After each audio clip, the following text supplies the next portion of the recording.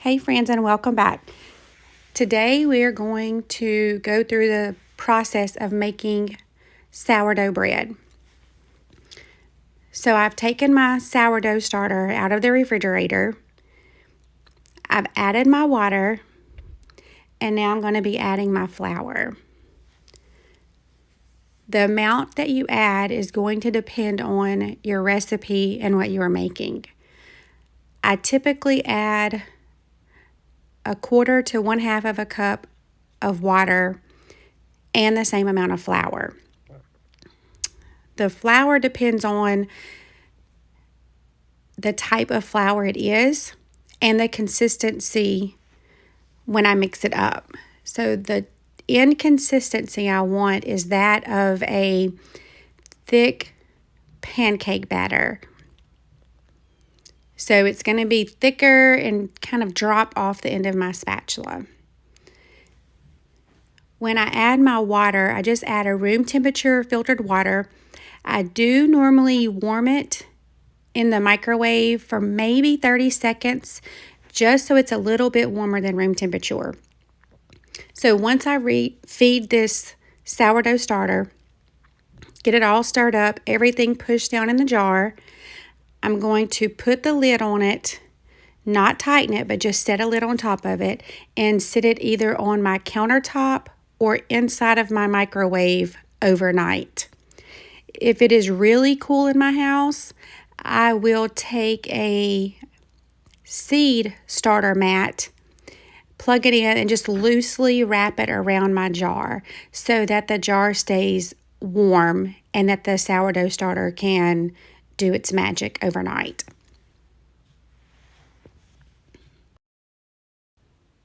I use any type of glass jar. I prefer a wide mouth mason jar or a wide mouth pickle jar that I've obviously washed and cleaned and prepared for use. So any type of jar with a wide mouth is my preference because it's easier for me to add water and flour when mixing my starter for my dough.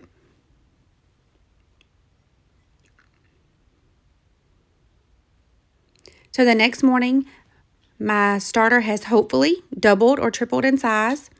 I can see all these nice bubbles in it, and when I take the lid off, there's normally bubbles on the top as well. That just shows me that my starter is now active and ready for bread making. If I don't already have fresh flour ground, I will use some either hard red, hard white, or soft white wheat berries and grind them for flour.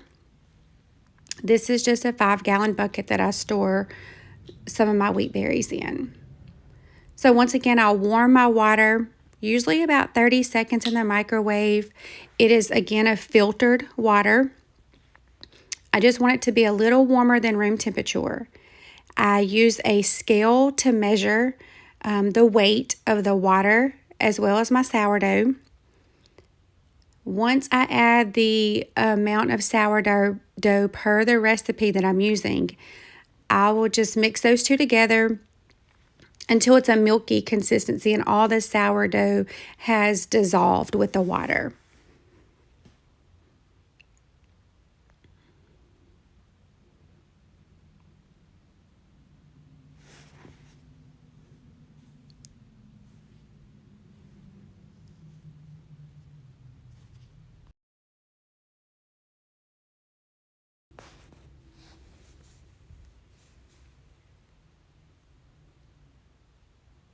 I'll add the flour to the weight per the recipe that I'm using.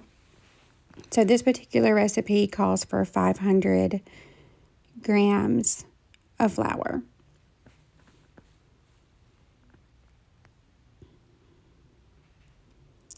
Then I'll add my salt, and once again, it is by weight.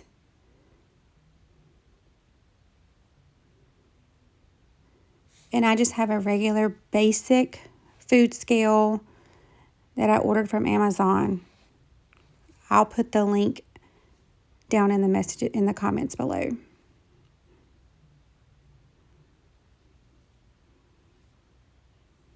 So I'll mix those together.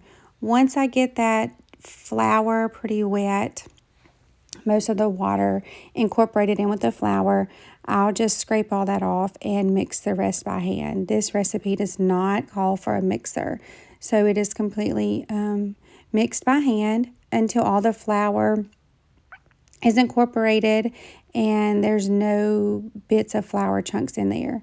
So everything's mixed up really well, and it's a shaggy dough, which just isn't it's just not smooth.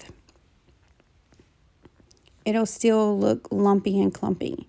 But once I get it all mixed up, I will put a lid on it, cover it, and set it aside for 45 minutes. And then after that 45 minutes, I will do a stretch and fold.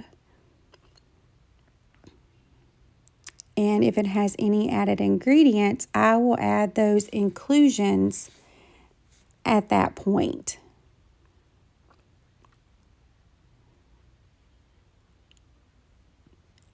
Again, I'm just mixing it really well, making sure there's no dried flour in there. All the flour is wet and the dough has really come together.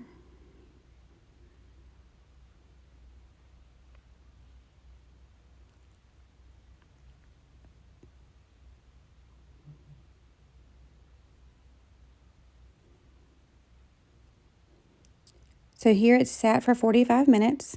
I've added my jalapeños and cheddar cheese, and I am doing the first fold.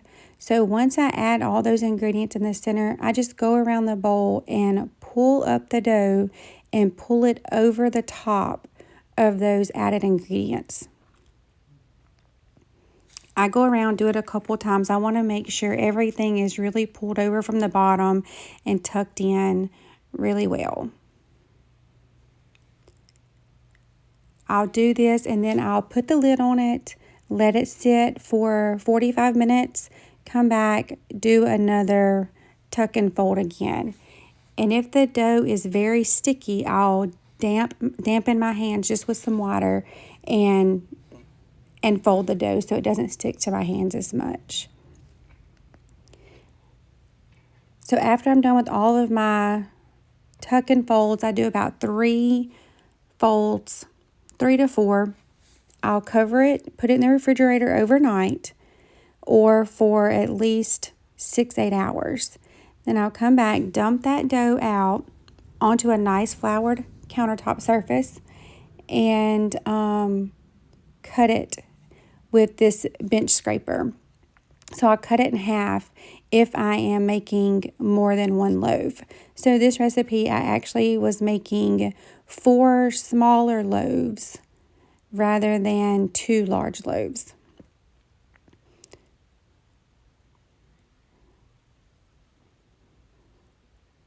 So I cut the dough into the portions that I want.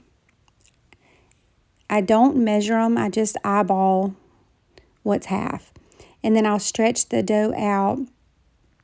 If I'm putting in more inclusions, once I get it stretched out, I will add those extra inclusions here before I fold and create tension with the dough.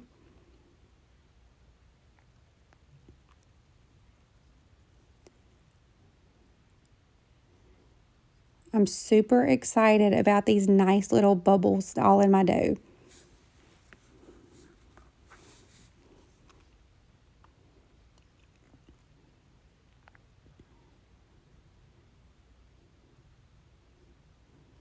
So I have some softened cream cheese over to the side. I'm just using a spoon and spooning some cream cheese onto this dough. And depending on if I'm eating it, if I'm gifting it, will depend on the amount of inclusions that I add in. So this is a jalapeno popper bread. So that'll depend on the amount of jalapenos and the spiciness that I put in, whether I'm keeping it or gifting it for someone. So I add those inclusions, fold over, and I'll just pat the dough out some, and I will add more cream cheese and jalapenos before I roll the dough into a ball.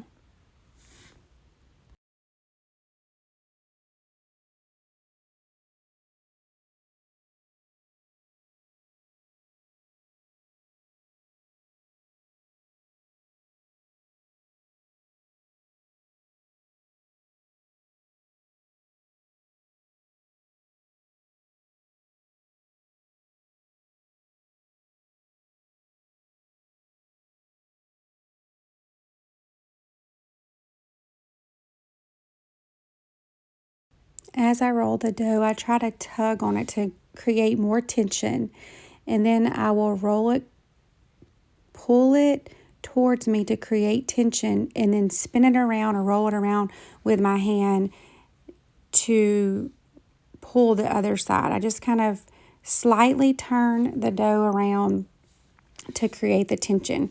And again, you see I got one of those nice puffy, airy little balls in it. Ecstatic to have these nice little air bubbles in my dough. So I'll do this same process with each loaf that I'm making.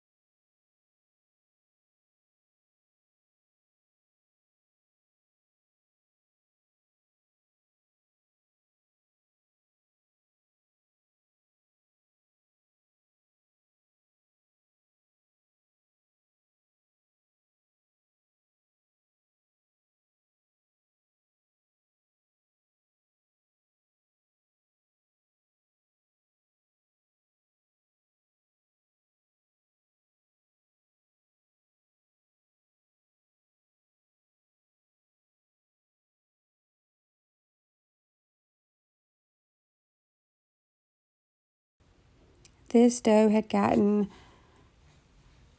to be room temperature, so it was starting to get a little sticky. So I just sprinkled a little bit more flour on it to help me roll it in that ball and create the tension that I wanted.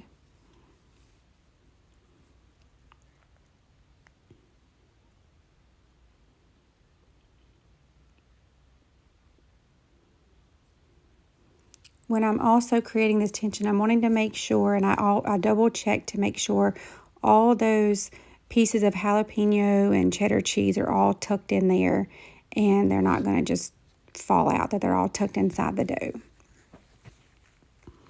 So I have a piece of parchment paper. I'll put my dough on the parchment paper, and I just take a sharp knife and create a slit in the side of it to vent while it's cooking.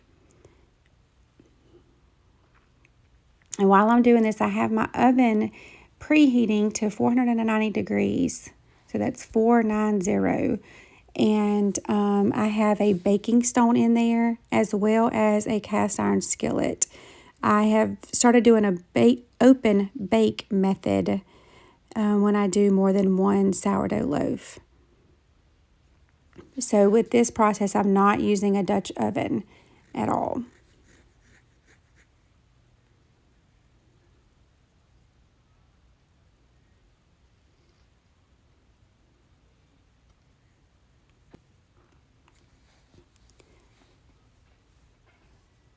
So my oven is heated to 490. I will take my loaves on the parchment paper and put them on this baking stone, and then very carefully add that boiling water into the cast iron skillet.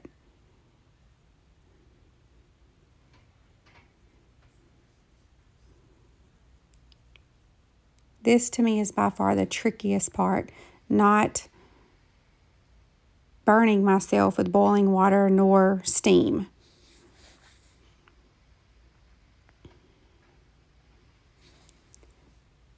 So I'll leave that in there, let that bake for about 19 minutes. Remove the cast iron skillet with water in it, and continue to bake for another 10 minutes until the loaves are completely done and nice and golden brown. Thank you for watching this video. Please like, comment, subscribe, and share.